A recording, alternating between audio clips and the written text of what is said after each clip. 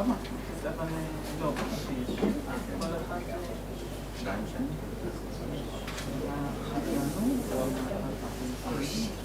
guys.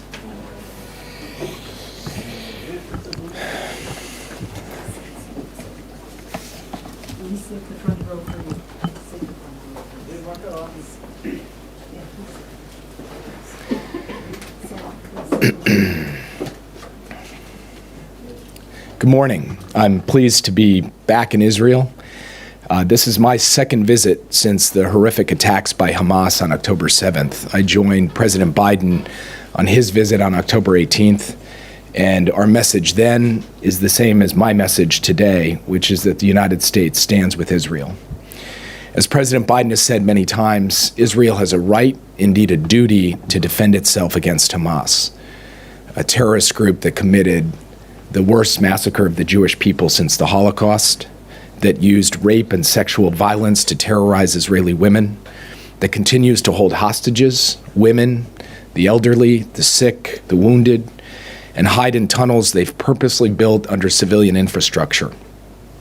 And I'm here today on President Biden's behalf to emphasize our continued commitment to support Israel in its fight against Hamas. Yesterday and today, I've met with Israeli Prime Minister Benjamin Netanyahu and his war cabinet, President Herzog, and a range of senior officials.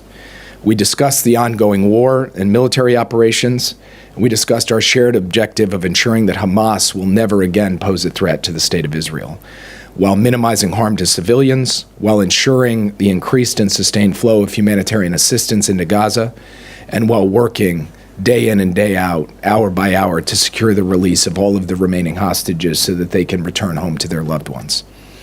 We consulted on our joint efforts with the United Nations, with Egypt, and other regional partners to facilitate the delivery of humanitarian aid. We did not do a great job of putting the podium sign on. And I described U.S. efforts in coordination with allies and partners to deter attempts to expand the conflict regionally, including in the Red Sea, and expressed President Biden's commitment to restoring calm along the Blue Line through a combination of deterrence and diplomacy.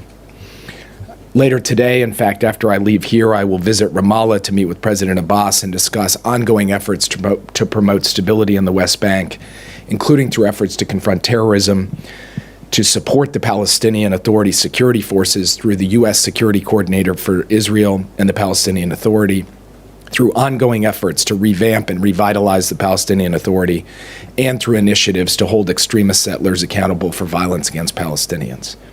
I have and will continue to state President Biden and the United States' commitment to preserving space for peace, for a two-state solution where Israel's security is guaranteed.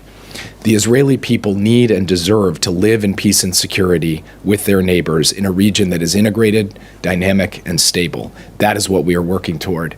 That is what I discussed with my counterparts and interlocutors here in Israel, and that is President Biden's fundamental vision for the future of this region. And with that, I'd be happy to take your questions, and we'll start with Alex from CNN. Thanks very much, Jake. The administration has made it clear that you are hoping that this fight will transition at some point from this high-intensity phase to a lower-intensity phase. What are the Israelis telling you in terms of the conditions that are needed for that to happen, and how does that sync up with your preferred timeline? And then, if I may, the administration has insisted that Israel has the intent to keep civilians safe, and we at CNN and others are reporting that almost half of the 30,000 bombs that have been dropped on Gaza have been so-called dumb bombs, imprecise. If there was a real intent to protect civilians, wouldn't they be using much more precise, smaller munitions? So first, I really appreciate the question on the phases of the conflict, because I think there's been some misunderstanding in the reporting, not from you, but from others. When Israel launched this campaign to root out the terrorist threat that Hamas poses to the state of Israel, it made clear from the beginning that this war would proceed in phases. We are now in the middle of a high-intensity phase with ongoing ground operations, military operations, in both the northern half and the southern half of Gaza. But there will be a transition to another phase of this war, one that is focused in more precise ways on targeting the leadership and on intelligence-driven operations that continues to deal with the ongoing threat that Hamas poses. The conditions and the timing for that was obviously a subject of conversation that I had with Prime Minister Netanyahu, with the War Cabinet, with the leadership of the IDF, with the defense minister. And I think it's really important that those conversations take place first in a spirit of partnership. We're not here to tell anybody, you must do X, you must do Y. We're here to say, this is our perspective as your partner, as your friend. This is what we believe is the best way to achieve both your tactical and strategic goals. And then second, it has to take place in private because we can't telegraph for the enemy what the plan is. So I'm not going to speak to timelines, and I'm not going to speak to conditions here from the podium. What I am going to say is that we had a very constructive conversation yesterday about the transition from the high-intensity phase forward, and we expect that that will occur in the future.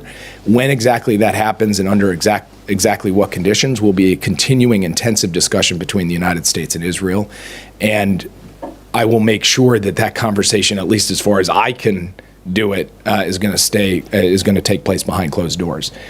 When it comes to the issue of the bombs, the type of bombs that Israel is using, what I would say is that different types of munitions require different types of military operations, meaning the method by which bombs are delivered that don't have the tail kits on them is different. In terms of how the planes fly, in terms of how the targets are selected. And they all go through the same process, a process by which Israel selects targets and tries to distinguish between targets that hit Hamas and those that might take the lives of innocent civilians.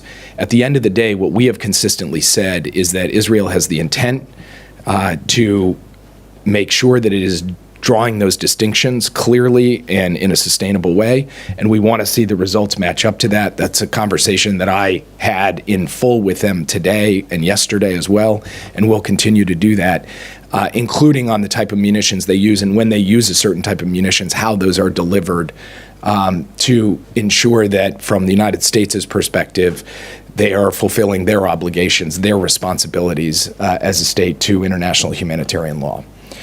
Yanir from IDF Radio. Hello, sir. Thank you for doing that. The Defense Minister Gallant told you in your meeting that it will take months to defeat Hamas. And to my understanding, he refers to the high-intensity operation. Netanyahu also says similar things. The question is, what will happen if in a few weeks or even 2 months, Israel will say to the United States, we have not finished the job in this high-intensity way, and we need a few more months, maybe 6 months. What will be the response of the American administration? Will it reduce, for example, the military aid to Israel? And is the Prime Minister's statement that the day after defeating Hamas, military control should remain in Israel's hands, capable to the if it's acceptable to the American administration? And just another question, please.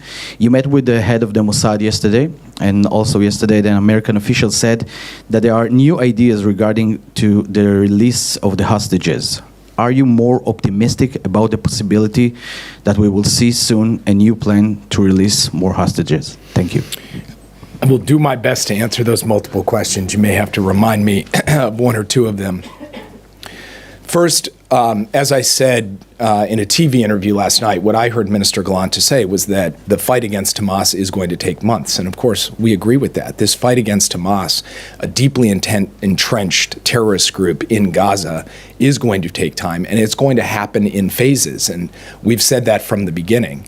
And so there's no contradiction between saying the fight is going to take months and also saying that different phases will take place at different times over those months, including the transition from the high-intensity operations to more targeted operations. We had a very good discussion about how that transition will occur and under what conditions and on what timeline.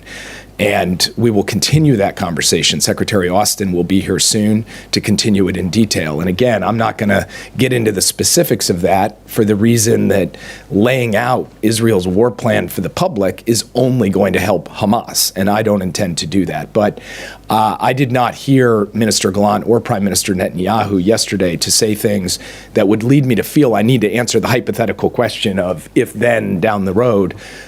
We will work together in partnership, in coordination, and we will continue to supply our ideas, our perspective on what makes the most sense for Israel, both strategically and tactically. And I would also add that, from our perspective, distinguishing between innocent Palestinian people on the one hand and Hamas on the other hand is not just a moral question, though it is a moral question because innocent people's lives should be sacred and protected. It's also a strategic question for Israel. And I think my Israeli counterparts didn't just acknowledge that, they very much indicated that their goal is to try to distinguish between innocent Palestinians and Hamas as we go forward. And we will continue to reiterate both publicly and privately our commitment to the notion that every innocent life should be sacred and should be protected. On the question of what happens in Gaza once the military operations are complete, the Israeli government has indicated that it does not have a long-term plan to occupy Gaza, and that ultimately the control of Gaza, the administration of Gaza, and the security of Gaza has to transition to the Palestinians. Now, the question of how that transition occurs, over what timetable, that is also something that we are having intensive discussions about. But the U.S. position on this is clear. We do not believe that it makes sense for Israel or is right for Israel to occupy Gaza, reoccupy Gaza over the long term, and that we would like to see ultimately that transition take place, and we can continue to work through the circumstances and the context for that transition. And then your final question was on the hostages. You're more optimistic that we're going to see a new plan for that. Look, here's what I will say. I can't characterize myself as optimistic or pessimistic because, we're talking about not just the people who are being held in captivity, but their family members who are waiting hour by hour, day by day, to learn the fate of their loved ones, to know when they're going to come home, when they'll be able to embrace them again and hold them again. And so I don't want to be in the prediction business with something as heavy as that. What I will say is that my meeting with the director of the Mossad last night, we were supposed to meet for about 45 minutes. We ended up meeting for more than twice that because we had a very detailed and intense conversation about how to move forward to try to secure the release of all of the hostages. Ultimately, that will be something that we have to work in a very sensitive way between the U.S. and Israel, working with Qatar, with Egypt, with other actors. And so I will leave that conversation where it belongs in those sensitive channels. But I will just say this has seized the attention from the very first day of the President of the United States and every other senior member of his team. And just this week, the President met with the families of the American hostages to reaffirm for them that we're going to do everything in our power, working with our Israeli counterparts to ensure that every hostage comes home safely. And I'll leave it at that for today. Thank you. Hallie Jackson, NBC. Hey, Jake, thank you for doing this. Two questions for you, one looking ahead to your trip and then a separate one on the broader potential for a regional conflict. The Prime Minister has reportedly suggested that the Palestinian Authority wants to destroy Israel in stages, unlike Hamas. A senior administration official for the U.S. said just last night that the Palestinian Authority needs to be revamped and revitalized. So given that, do you believe Abbas is best positioned to lead the Palestinian Authority into whatever happens next in Gaza, into whatever happens next in the region? And then secondly, I know you've had some conversations about what's happening more broadly regionally. Do you have any indication or any concern that the Prime Minister is poised to launch a bigger campaign against Hezbollah in the north? So taking your second question first, as I have said and others in our government have said, we believe that ultimately the citizens of Israel who have been evacuated from the north have to be able to return to their homes and have to be able to do so with a true sense of security. And that means dealing with the threat that comes from the other side of the border. But we also believe that that threat can be dealt with through diplomacy and does not require the launching of a new war. Now, it requires not just diplomacy, but as I said in my opening, deterrence as well, because we need to send a clear message that we will not tolerate the kinds of threats and terrorist activity that we have seen from Hezbollah and from the territory of Lebanon. But in our view, and I reaffirmed this yesterday, the best way to do this is to come up with a negotiated outcome, in which those Israeli citizens in those communities up on the northern border can know that they are not going to be subject to an attack that would take their lives or destroy their communities. We'll continue to work at that, and I believe that we can accomplish that, and that is going to be a significant priority for the United States. When it comes to the Palestinian Authority, I am not going to characterize personalities. What I'm going to say is, at a basic level, we do believe that the Palestinian Authority needs to be revamped and revitalized, needs to be updated in terms of its method of governance, its representation of the Palestinian people, and that will require a lot of work by everybody who is engaged in the Palestinian Authority, starting with the president, Mahmoud Abbas, who I will go see. And ultimately, it's going to be up to the Palestinian people to work through their representation, and it will be up to those leaders of the Palestinian Authority to work through the types of steps that they need to take to reform and update the authority for the situation we face today. The United States will be a partner in that with them, respectfully, and we will be there to try to support their efforts to ultimately deliver a vision in which Israelis and Palestinians live side by side in peace and security. Ahmad from Al Arabi. Hello. What if the intense phase of war continued for months, not for weeks, as you hope? What the United States will do to save the lives of Palestinian children and women? So I fielded a very similar question from IDF Radio, the what if question down the road. And I said before that I'm not going to entertain those hypotheticals because my job here is not to go out into the future and say, if X, then Y. It's rather to say, here's how the United States sees the situation. Here's the way in which we believe Israel can best ensure that Hamas never represents a threat to Israel again, one, and two, protect the civilians of Gaza and enable them to have a future, a vision of a future where they can live in peace and security as well. That's what we're doing. I'm doing that today. President Biden does that every time he speaks with Prime Minister Netanyahu.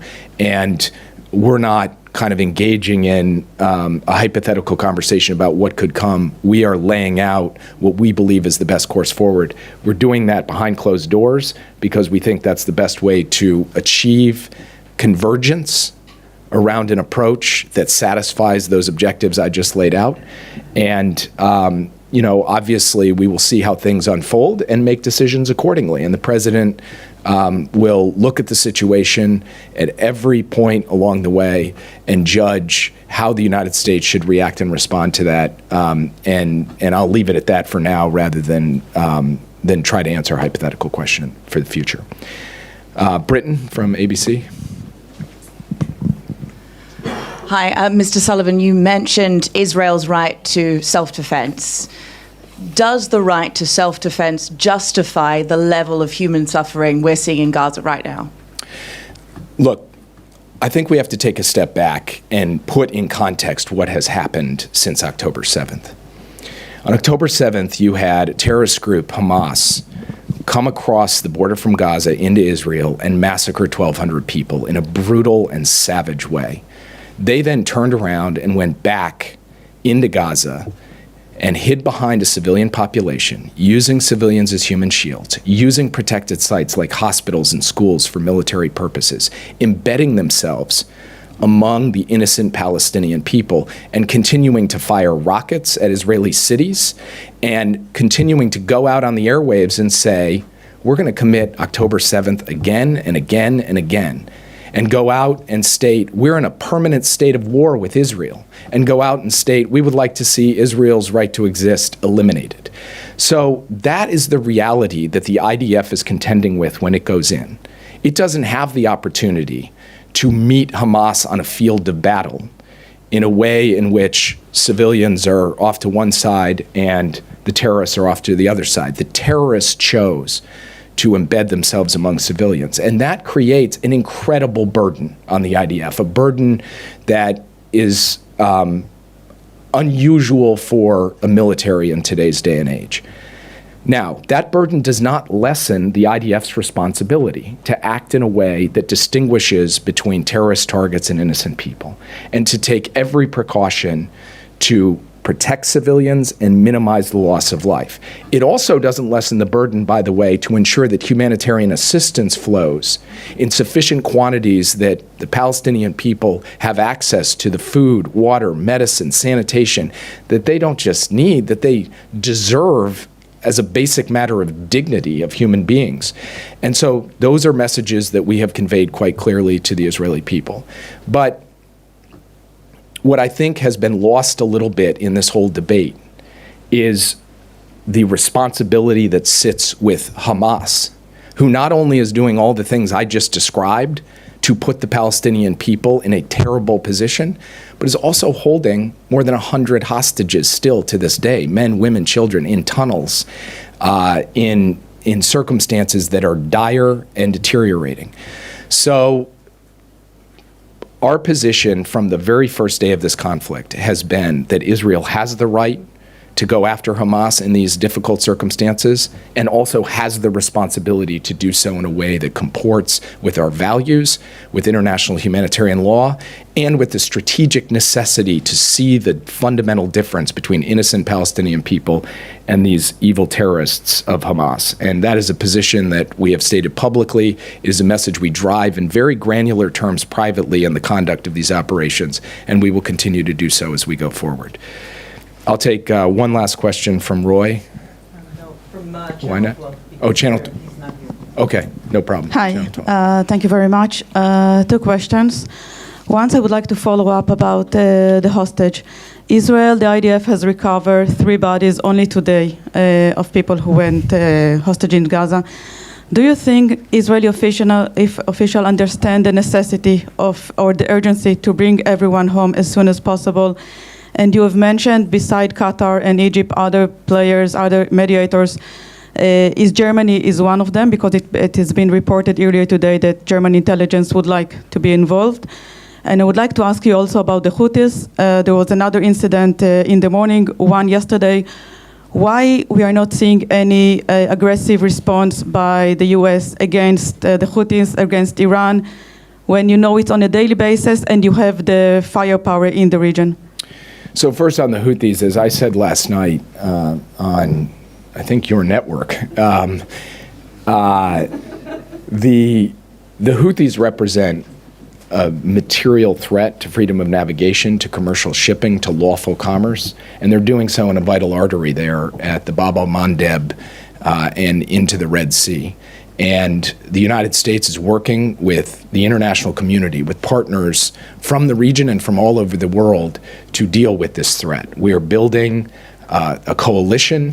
We are working to ensure that and rally the nations of the world, all of whom have an interest in seeing this stop. This is not about the United States and Israel. This is about the entire international community. And we will continue to take every step that we deem necessary and appropriate to deal with the threat that the Houthis pose. And to your question, also deal with the fact that while the Houthis are pulling the trigger, so to speak, they're being handed the gun by Iran. And Iran has a responsibility to take steps themselves to cease these attacks, because these attacks, as I said before, are a fundamental threat to international law and to international peace and security. And we will continue to consult about the best way forward, the best means of response. Secretary Austin will be in the region in just a couple of days, not just here in Israel, but in Manama as well, to continue to work on what the most appropriate response is. That response, in our view, shouldn't just be the United States. It should be a broader coalition of countries working together in concert, and that is what we intend. With respect to the hostages, I can't speak specifically to German intelligence and their role. What I will say is, from our perspective, the more ideas, energy, and efforts that can be pursued, including with good partners like Germany, bring it on. I mean, that it would be good to be able to work with them in all of this. But the main effort to date, in terms of the first round of hostage releases and the continuing discussions, involve Israel, the United States, Qatar, Egypt, and we will look to other partners for their ideas and their thoughts on this as we go forward. And I think you asked another question, but I may have forgotten it. Or maybe that's it. Oh, is Israel? Yeah. Yes, the main priority to bring everyone. I believe it is a priority of the government to bring everyone home. I heard that in stereo yesterday in my conversations. It is a paramount priority of the United States for our citizens, but also for all of the rest of the hostages. And I found it to be a priority for every member of the government. And then, as I said, something that the director of the Mossad is working intensively at the direction of the government in a way that, frankly, I find admirable, his personal efforts. And we will continue our work on this, and we'll continue to work closely with the Israeli government. Thank you, guys.